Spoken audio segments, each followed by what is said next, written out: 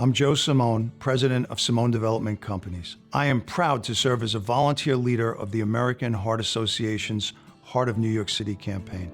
Welcome to the first ever Heart of Innovation video series. Simone Development Companies is thrilled to support the association and sponsor this series that brings science to life by highlighting research that impacts the lives of everyone who lives, works, and plays in New York City.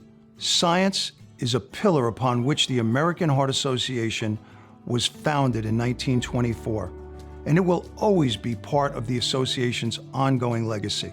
During this four-part video series, you will hear from leaders of the New York City research community as they share their learnings and explain how their work makes all of us healthier now and into the future. In this first edition, we'll shine a spotlight on stroke and the research that helps us fight the #2 killer and the #1 cause of disability around the world. It is now my pleasure to introduce you to the researchers who bring science to life. My name is Dixon Yang. My name is Alexander Merkler. I'm Neil Parikh. I'm a stroke neurologist. One of the things that I work on that I'm really passionate about is smoking cessation after stroke and TIA. It's critical because if you've had a stroke or TIA, you have a high risk of having another one, another stroke, a heart attack, or passing away early from heart disease. And stopping smoking is one way to stop that process. Over the last 20 years, the smoking rate in the United States has clearly decreased. However, if you take people who've survived a stroke and you look at what percentage of them continue to smoke afterwards, that number has not changed. It hasn't budged over 20 years. So this is a real call to actions type of finding.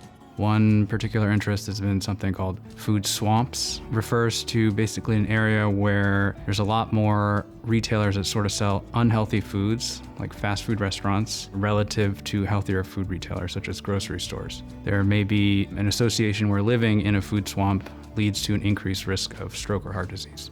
A percentage of stroke, we don't know why people have it. And that's where my research comes in. I'm trying to figure out the 25% of all strokes that we don't know the answer. I think studying and addressing access to healthy food is something that could have a lot of impact for a lot of people and long-standing impact and benefits for each person. Tobacco use after stroke shouldn't exist.